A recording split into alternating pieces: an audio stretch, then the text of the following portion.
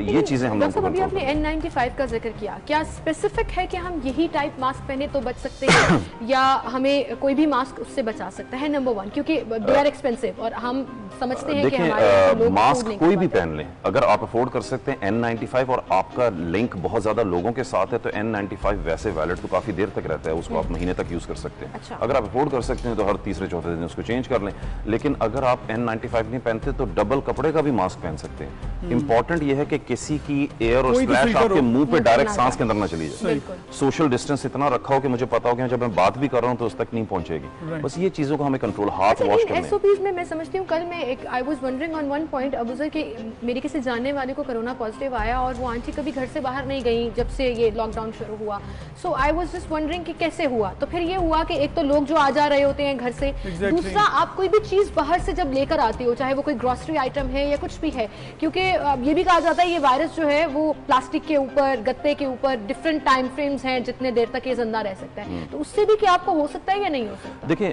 یہ تو وائرس کا جو انہوں نے ریسرچ کر کے دیکھا سرفیس پہ کتنا عرصہ زندہ رہتا ہے، مختلف سرفیسز پہ وہ ڈفرنٹ ٹائپ پہ زندہ رہتا ہے according to the research. Plastic ہو گیا، کاغذ ہو گیا، اس پہ کچھ اسٹڈیز نے شو کیا کہ 24 آور تک ایکٹیو رہتا ہے، کچھ نے کہا 8 گھنٹے تک۔ ایک آدمی وائرس ہاتھ سے یا کھانس کے کسی تھیلے پہ اس نے پھینک دیا، وہ تھیلا آپ نے پکڑا اور اس پہ فریش وائرس تھا، وہ آپ نے ہاتھ پہ لگایا، آپ نے جا کے کسی انسان سے ہاتھ ملایا، تو you can see how quickly it spreads. تو ضروری بات اسی وجہ سے گلوز پہننا، ہاتھ کو واش کرنا، بار بار کلین کرنا، ہمیں صرف اپنی زندگی کے اندر اگلے کچھ سال اس چیز کے ساتھ زندہ رہنا پڑے گا کہ کورونا ایک ریالٹی ہے اور اس چیز کے ساتھ زندہ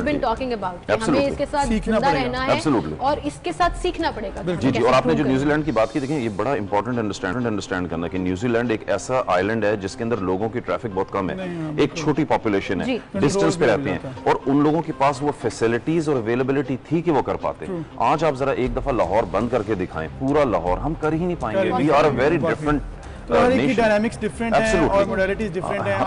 لیکن اس کے باوجود بھی الحمدللہ ہمارے ہاں مورٹیلٹی ابھی بھی اس لیول پہ نہیں پہنچی، اور اللہ کرے یہی پیس رہے۔ اگر آپ پچھلے ایک ہفتے کے گرافز دیکھیں تو 65، 90، 67، 70 یہ جو ہمارے ویریبل ان گراف ہے، اس کے پیچھے دوسری بھی سائنٹیفک ایویڈنس آ سکتا ہے۔ جو امریکہ کے اندر ابھی ریسنٹلی پیپر پبلش ہوا ہے، اس کے اندر انہوں نے کہا ہے کہ ملٹیپل انفیکشن لوگوں کا پہ جو جا رہی ہے، مارچ میں جو پینڈیمک سٹارٹ ہوا، مجھ سے لگی، آپ کو، آپ سے لگی، وائرس کا جو لوڈ کی انٹینسٹی ہے وہ ختم ہوتی جاتی ہے۔ جس طرح میں نے گاڑی استعمال کی، میں نے استعمال کر کے آپ کو دی، آپ نے استعمال، اس کی جو کوالٹی آف ایفیکٹونیس ہے وہ بھی کم ہو رہی ہے۔ انہوں نے یہ سوچا ہے کہ اب آہستہ آہستہ پینڈیمک ایک نیچرل افیکٹ کرتا ہے، تو لاک ڈاؤن کرتے شاید یا نہ کرتے اس نے اسی طرح افیکٹ کرنا ہے۔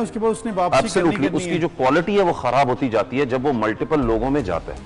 یہ اب اس کے اوپر اس میں اویئرنیس کے لیے ڈاکٹر عمر آپ کیا بتانا چاہیں گے؟ کون سی ایسی کنڈیشنز ہیں جس پہ ایکچولی اسپیشلسٹ کو دیکھنے کی ضرورت ہے؟ اسپورٹس انجری اسپیشلسٹ تو آپ ہیں، اینڈ ظاہر بات ہے جن کا تعلق اسپورٹس سے ہوتا ہے ان کو اتنی انفارمیشن اور اویئرنیس ہوتی ہے کہ انہوں نے اسپیشلسٹ کو دیکھنا ہے، بٹ اس کے علاوہ بھی میں نے دیکھا ہے کہ آپ نے بہت سے ایلڈرلی پیشنٹس کی نی ریپلیسمنٹس کی ہیں، ہاف نی ریپلیسمنٹ جو ہم ویسٹرن کنٹریز میں سنا کرتے تھے وہ اب آپ طریقے کار یہاں پر بھی لے کر آئے ہیں اور آپ نے کیا ہے۔ سو لوگوں کی ایسی کون سی سمپٹمز ہیں جہاں پر ان کو ایکچولی پینک کرنے کی اتنی ضرورت ہے کہ وہ اسپیشلسٹ کو دکھائیں؟ دیکھیں ایک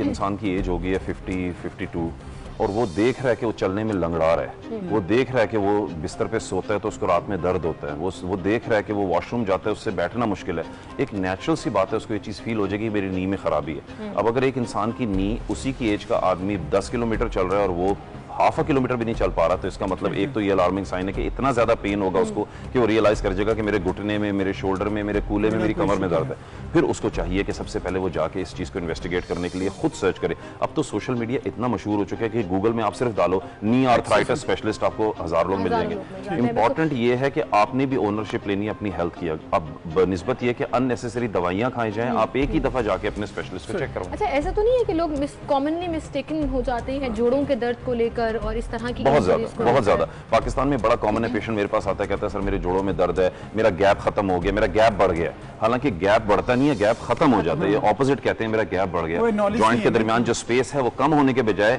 وہ کہتے ہیں گیپ بڑھ گیا، اور وہ انفارچونیٹلی آپ جس طرح میں نے بتایا کہ ہمارے ہاں لیک آف ایجوکیشن۔ آپ نے ذکر کیا کہ ایک تو اویئرنیس ہوگی، پھر فیسلٹیز کا بھی بڑا مسئلہ ہے، ہمارے یہاں پہ اتنی شاید نہ تھیں اویلیبل ہر جگہ پہ، لاہور، کراچی، بڑے شہروں میں تو ہوں گی۔